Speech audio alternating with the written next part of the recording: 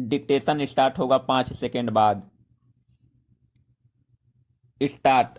महोदय, इस उपग्रह पर मानव अस्तित्व को बनाए रखने के लिए सबसे पहले आवश्यक है कि ऐसे विकास कार्यों को जारी रखा जाए जो सामाजिक न्याय पर आधारित हो और जिन्हें न्यायपालिका का समर्थन प्राप्त हो।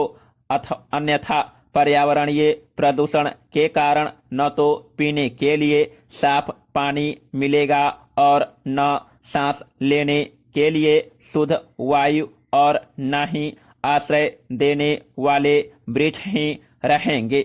स्टॉप। 21वीं सदी में संपूर्ण संसार मात्र शमशान भूमि तथा उद्योगों की छीजन और रेडियोधर्मी कचरे की कूड़ेदानी बनकर रह जाएगा। पैर। स्टॉप।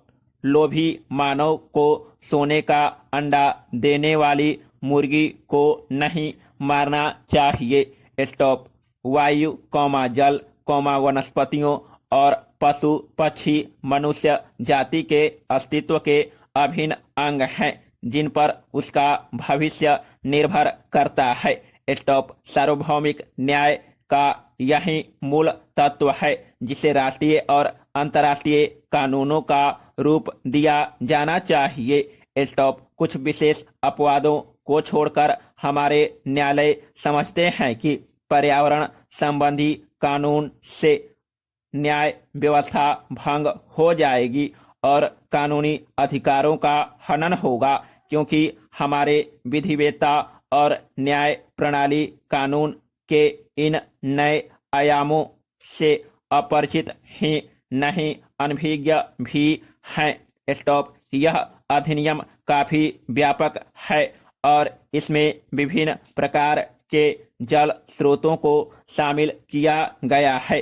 स्टॉप। अधिनियम में केंद्रीय और राज्य प्रदूषण निवारण एवं नियंत्रण मंडलों की स्थापना का प्रावधान किया गया है, जो स्वायत्त निकायों के रूप में कार्य करेंगे। स्टॉप। अधिनियम के कार्यान्वयन के लिए स्थापित इन मंडलों के दो महत्वपूर्ण कार्य हैं: प्रदूषण मानक निर्धारित करना तथा उद्योगों के कचरे और वाहित मल को नदियों में बहाने के लिए स्वीकृति प्रदान करना।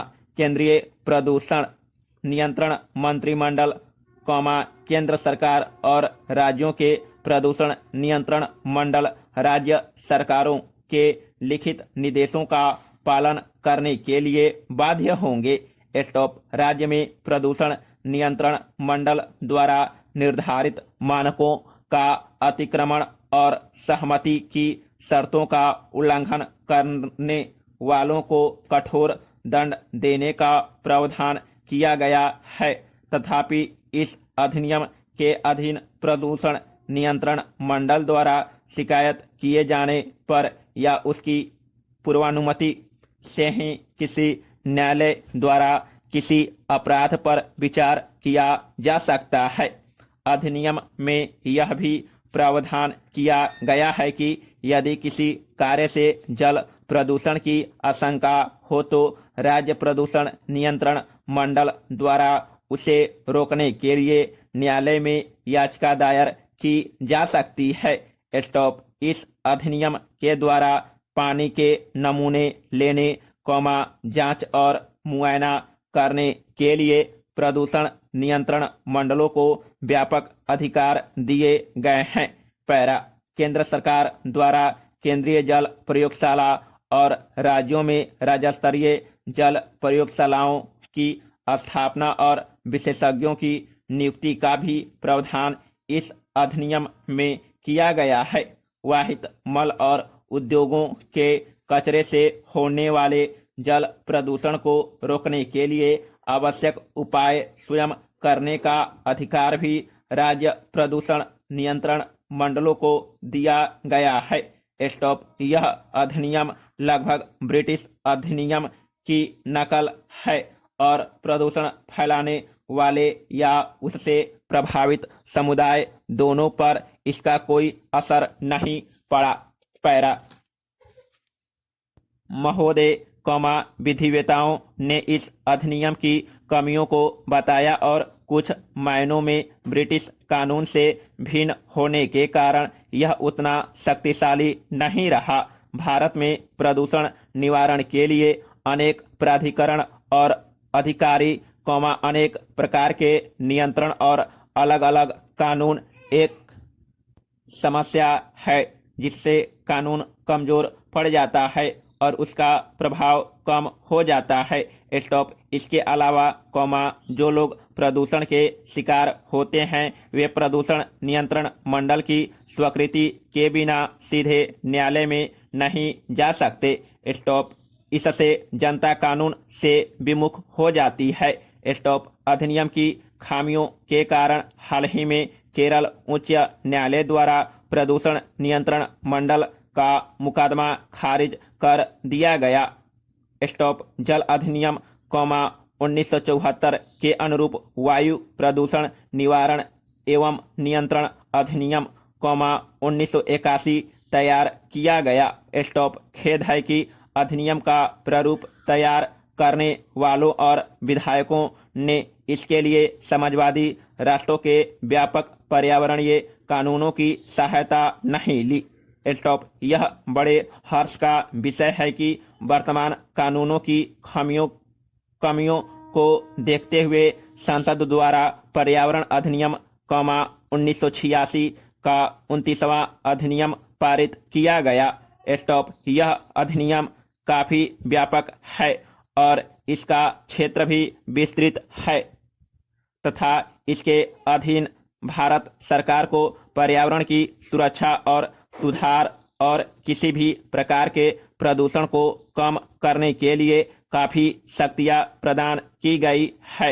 स्टॉप। इसमें जल, वायु आदि के मानक निर्दिष्ट करने और उद्योगों की स्थापना तथा खतरनाक पदार्थों के रखरखाव के संबंध में प्रतिबंध लगाने में सावधानी बरती गई है।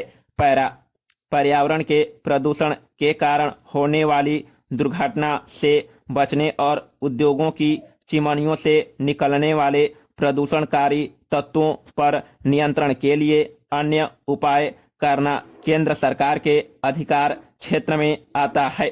स्टॉप। इसके अधीन पर्यावरणीय प्रयोगशालाएं स्थापित की जा सकती हैं और विश्लेषक नियुक्त किए जा सकते हैं। स्टॉप। दोष निगमती क्षेत्र और सरकार के विभागों को भी दंड दिया जा सकता है। स्टॉप। यद्यपि यह कानून काफी साहसिक कदम समझा जा सकता है लेकिन संकट के समय निष्प्रभाव साबित हो सकता है।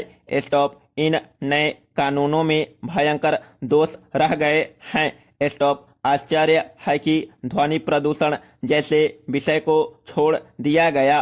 स्टॉप। यद्यपि केंद्रीय प्रदूषण नियंत्रण बोर्ड द्वारा हाल ही में इस संबंध में संशोधन किया गया है जिसे अभी लागू किया जाना है। स्टॉप। जनता की भागीदारी को प्रोत्साहित नहीं किया जा सकता और अफसरशाही पर अधिक भरोसा किया जाता है। स्टॉप। कारोबार की स्वतंत्रता पर समुचित प्रतिबंध लगाए गए हैं और पर्यावरण सुरक्षा के कारण खतरनाक उद्योगों को नियंत्रित या मनाही भी की जा सकती है। संविधान के अनुच्छेद 21 में दिए गए जीवन के अधिकार के अधीन प्रदूषक उद्योगों पर लगाए गए सारे प्रतिबंध वैध हैं। स्टॉप। बहुमूल्य प्राकृतिक संपदा को नष्ट होने या क्षति से बचाने के लिए अनुच्छेद 39 के अधीन राज्य द्वारा औद्योगिक और कृषि कार्यों पर प्रतिबंध लगाया जा सकता है। स्टॉप। अनुच्छेद 39 ख के अधीन भौतिक संसाधनों पर नियंत्रण ताकि उनका सामान्य हित में सर्वोत्तम उपयोग किया जा सके। समाप्त।